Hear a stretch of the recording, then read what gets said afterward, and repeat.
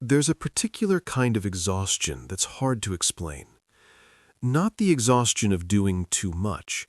It's the exhaustion of managing too much. Managing how people feel around you. Managing the temperature of a room.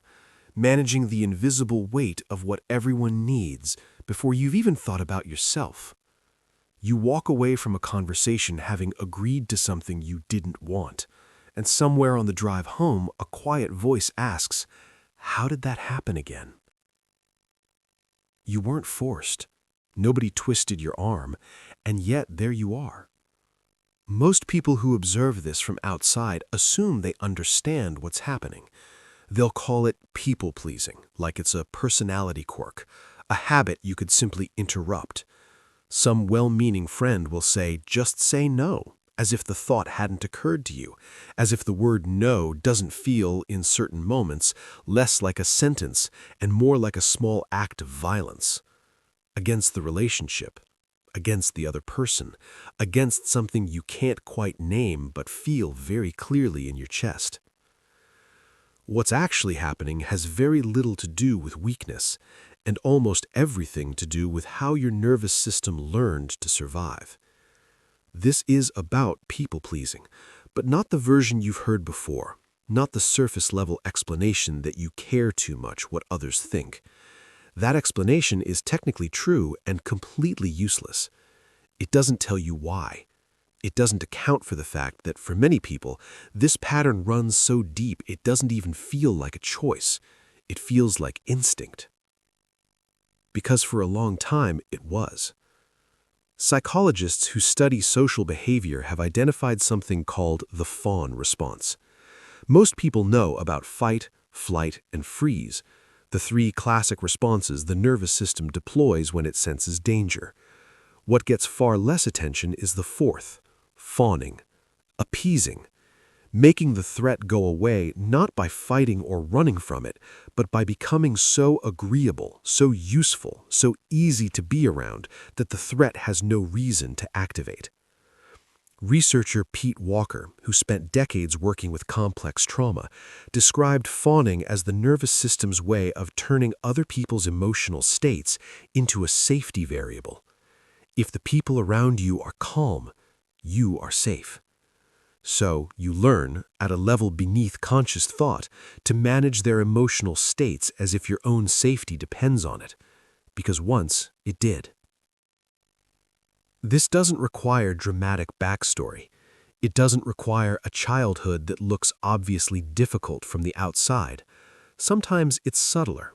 A parent who needed emotional managing, an environment where conflict had unpredictable consequences, a sibling whose moods set the tone for the whole house.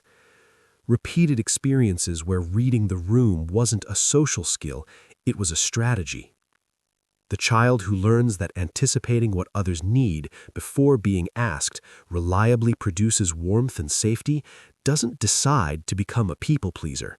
They become one the same way you learn to balance on a bike, through repetition, reinforcement, and the body storing what works.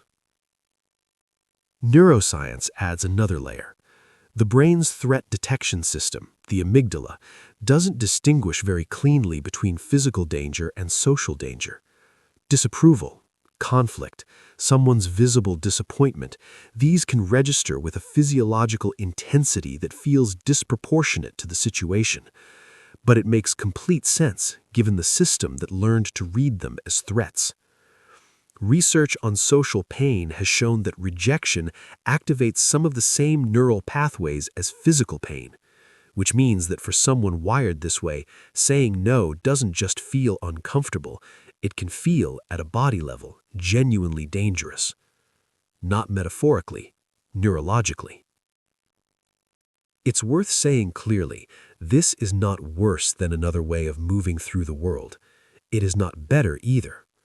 People who find conflict easier, who say no without much internal negotiation, aren't more evolved or more healed. Their nervous systems were shaped by different experiences.